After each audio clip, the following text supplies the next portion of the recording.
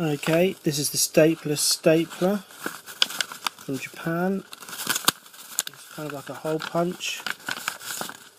What it does is it punches a hole through and then ties it into the paper. Got a few at the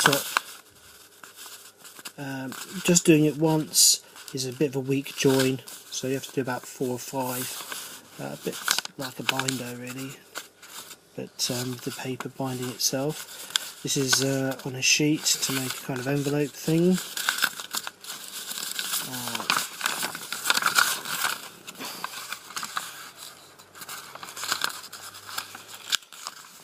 It's quite strong. I did 14 sheets. It's my attempt at 14 sheets. Unfortunately it doesn't tuck in, but if you do it on either way you end up, it's a bit scruffy looking, but that's 14 sheets worth. Reasonably tough. Join is quite strong. Well, it's giving way there a bit at the end.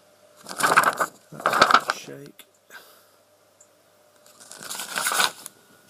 And there you go.